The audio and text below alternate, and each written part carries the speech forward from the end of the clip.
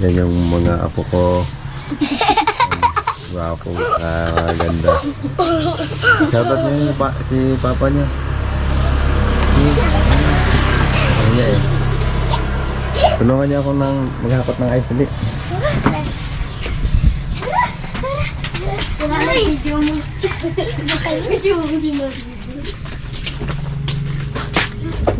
Ilagay sa ano ha, sa styro ha. Ay, Oo. lalagay. Doon sa styro. Akin na lang, lagay ko yan. Hoy! Isa lang. Lalagay ko din. Ito na. Akin na lang. Yan lang.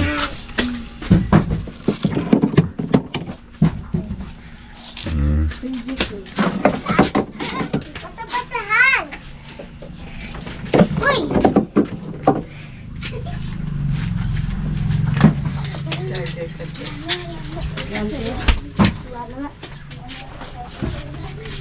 Shoutout kay Papa!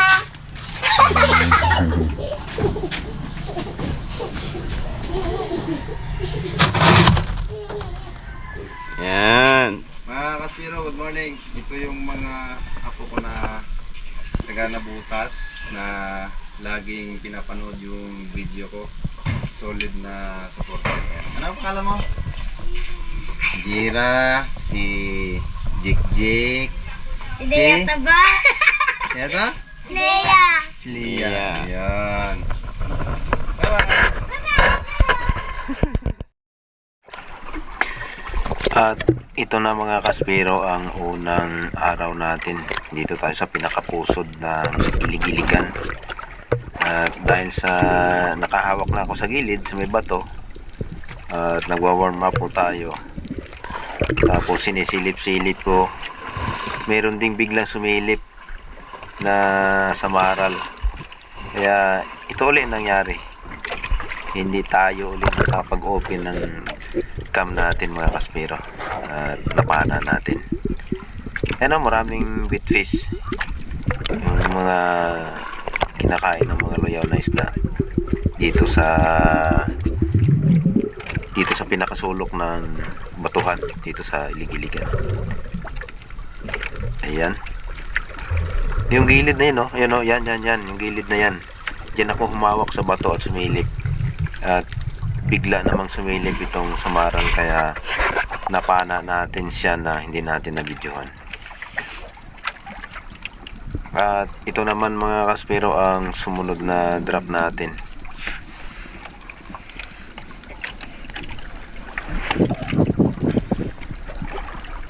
Ayan, kung napapansin niyo, pagka sa taas pa tayo, medyo pula yung tubig. Pagdating sa ilalim, medyo blue na siya. Yan, ganyan po ang tubig, layer. At dito mga Kaspiro, dito tayo nag-ambush. Ayun, isang triggerfish sa pool. Itong triggerfish kasi mga Kaspiro, pagka araw ay grabe ang ilap nito, pababa ka pa lang, at kung dyan sa ilalim, tatakbo na yan ng napakabilis. Kaya kung mag-aambus tayo na lumalabas yung katawan mo, hindi ka magtago mabuti, hindi po talaga lalapit itong mga triggerfish na to, itong pakol na to. Yan, naisahan siya, nadali siya. Kasi sumilip pa siya sa atin eh, kaya tuloy sa pool.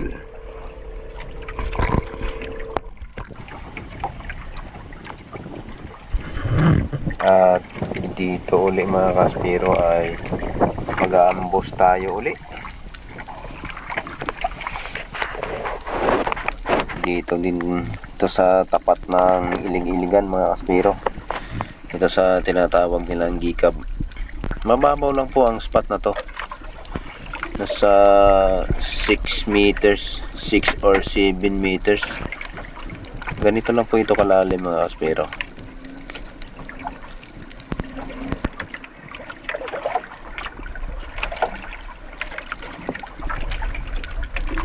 Ayan, marami tayong nakikitang mga maliliit na unicorn. Sari-sari, may alibangbang.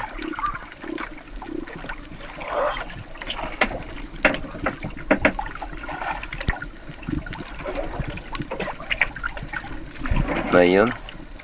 Patargetin sana natin yung labahita, kaso lang medyo maliit pa. Saka lumayo na siya.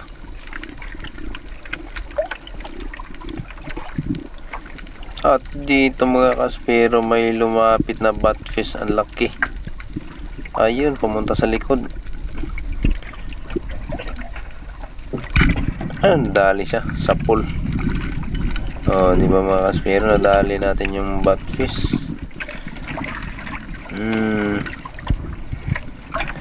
Nabitawan ko yung kaha ng pana ko. Pero walang problema mga kaspero kasi napakababaw. Sumabit kasi yung shop natin. Kaya ang hinawakan ko dyan ay yung shop na natin. Ayan.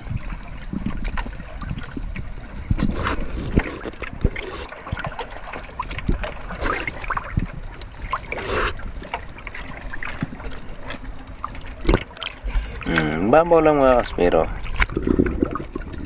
Mga 6 meters lang ang lalim. Ang laki ng batfish.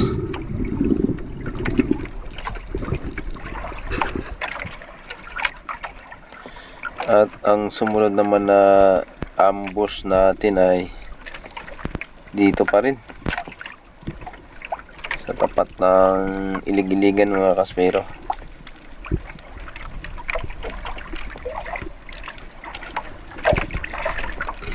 Ayun o, target na natin o.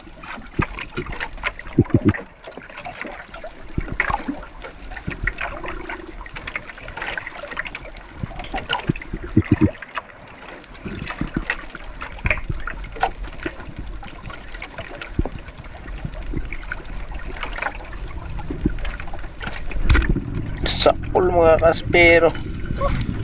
Laki ng batfish. Ay, nadali natin.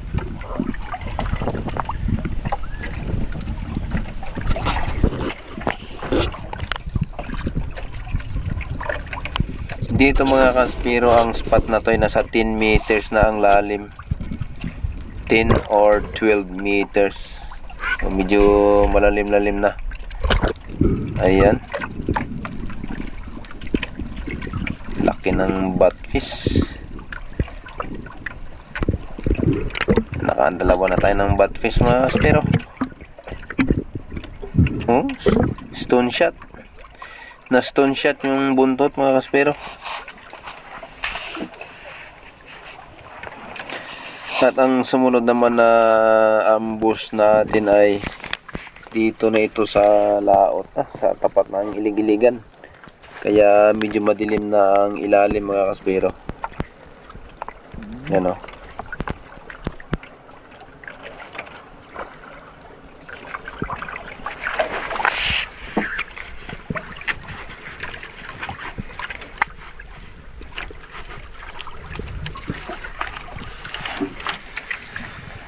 Ayan, nag-antay tayo mga kaspero. At dito, tumarget tayo ng labahita, yung kumay na may orange.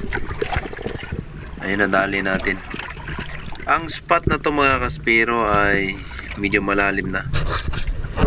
Nasa 20 or 22 meters ang lalim. Ayan, yan. Ito po yung itsura ng ilalim. Ayan, makikita niyo yan mga kaspero. Ayan. Medyo matagal tayo makarating sa taas. Yan, medyo malalim pa. Ayun. Ito na yung itaas niyan mga kaspero. Pag tumingin tayo sa lalim ay blue na siya. Pinakadali ito ng kumay. At dito naman sa unang araw nating ito ay dito tayo nag-drop sa may tapat na ito ng yapak mga kaspero. Kasi lumipat kami ng spot at pumunta kami sa tapat ng yapak sa may Istong Baybay, tinatawag nila. At dito ay nagbabakasakali tayo na makadali tayo ng medyo malaki-laki. Pero yun nga, dahil sa ganito ang uri ng hanap buhay natin, kung ano ibibigay sa atin ay yun na yun mga kaspero. Malaki man o maliit ay salamat pa rin.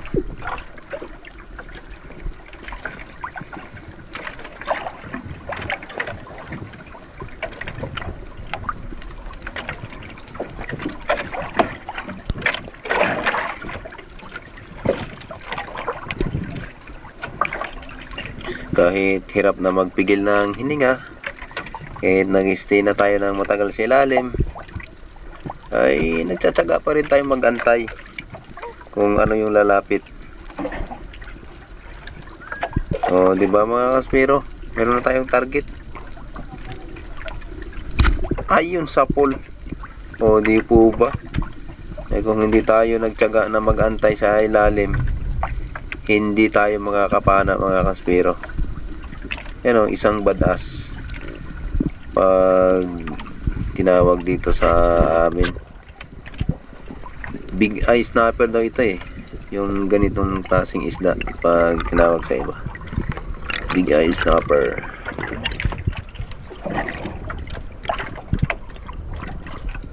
Mababaw lang naman, mga nasa 10 meters po ang lalim. Ayan mga kaspero.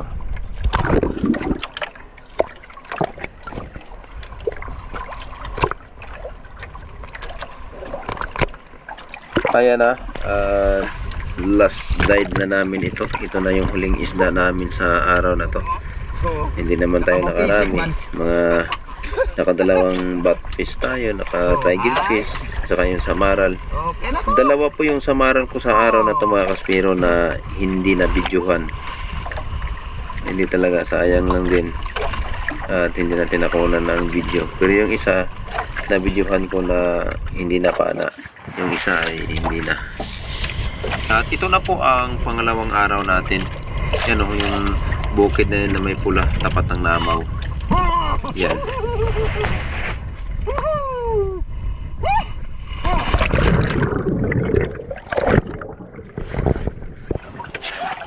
At ito na nga po ang unang isda natin mga kaspero sa araw na to. May kalaliman po ang dinaiba natin, kaya pagdating sa baba, pagkakita natin ng batfish ay binanatan agad natin para mabalik tayo sa taas na mayroon tayong dala. Kaya ang unang isda natin sa araw na to uli ay batfish mga kaspero.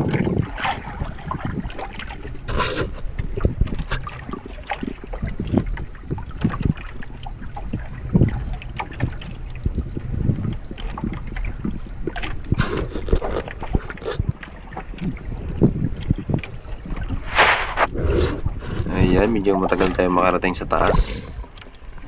Ayun, medyo may kalaliman ng spot na to mga kaspero.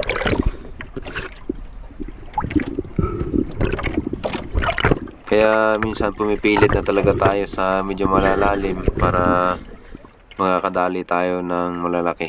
Ayan, sa pagkakataong ito mga kaspero, isang GT sumalubong. Ayun, muntik pa siya, hindi na tinamaan. Iilag pa sana siya, tumagilid po siya mga kaspero, pero nasa pool pa rin siya dahil sa ang lakas ng pana natin. Ayun, talagang naghihilahan kami niyan mga kaspero kasi gusto niyang pumasok sa batuhan at medyo malalim talaga ang spot na to mga kaspero. Kung hindi ako magkakamali ay 22 or 23 meters ang lalim po nito. Ayan o.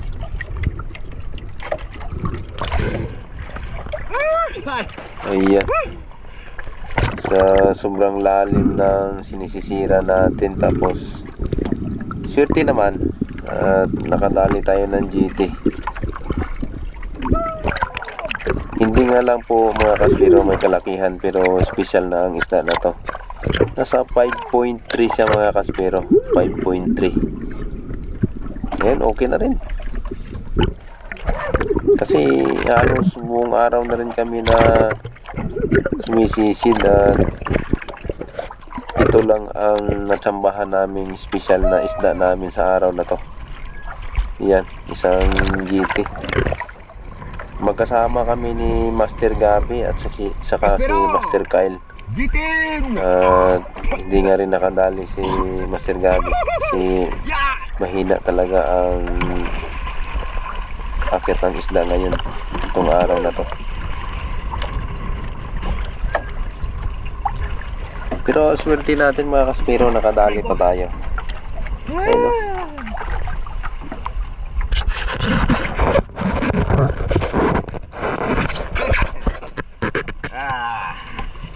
Ito mga kaspiro. Ay, salamat. Mababaw lang naman to dito mga kaspiro. Mababaw lang.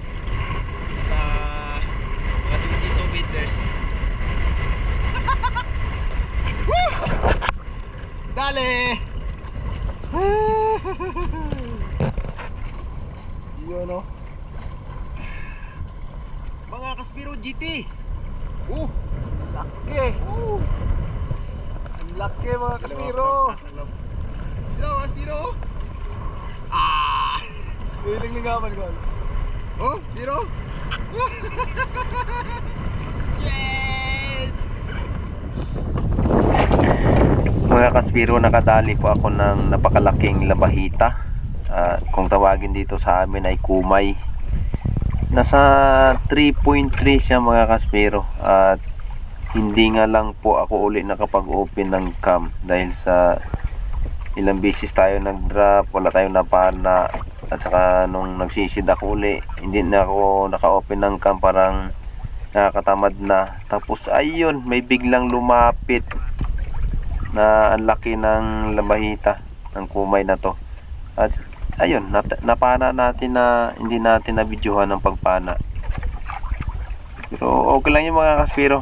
Ganyan talaga ang mga nangyayari, totoong nangyayari sa paghahanap buhay namin, na minsan mapapana talaga natin na hindi natin mabidyohan. Maraming salamat po sa mga hindi po nag-i-skip ng ads at laging nanonood ng aking mga video. At kung hindi pa po kayo nakasubscribe, huwag kalimutang pindutin ang subscribe button at notification bell para lagi po kayong updated sa mga i-upload nating mga video.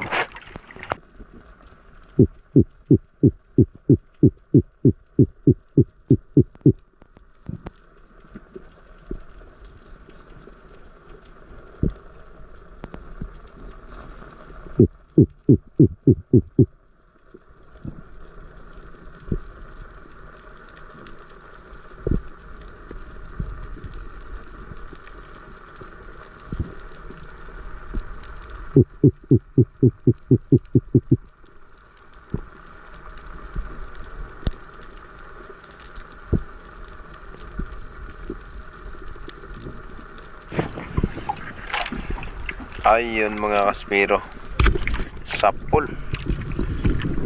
Nadali po natin ang unicorn dito mga kaspiro.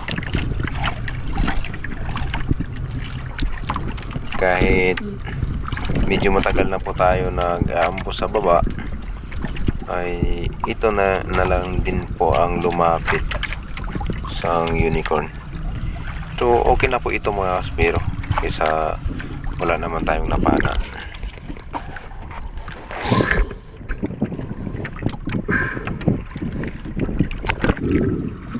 Ayan. Sarap naman po ito iihaw mga kaspiro eh.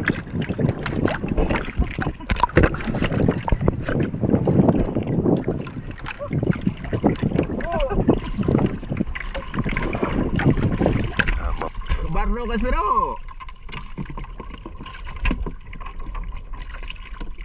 Sayang golden ba? Ayan na, Spiro, pauwi na kami. Gabi na to, gabi ni Master Chris. Huli namin, oh. Yan. Mga unicorn, labahita, isang GT, isang bagfish.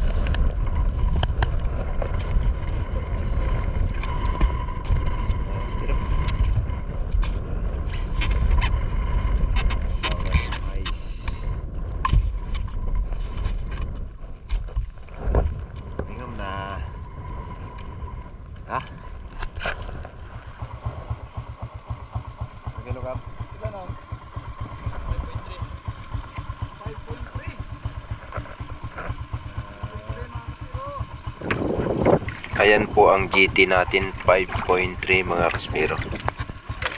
At yung kumay naman natin ay umabot yan mga kaspiro ng 3.3. Binili ko yan ng isang tao lang. Ayan o. Shout out po sa bumili ng GT at saka kumay. Ayan. Kaya hindi na kami nahirapang magtinda dahil sa binili na po niya yung dalawa.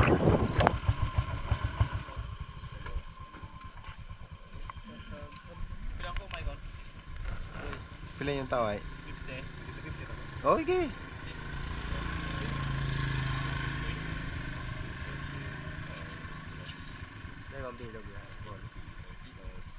Yung inintok, bilog, sa bilog bayang, ang gabay nga. Sa kadaloban lagid na.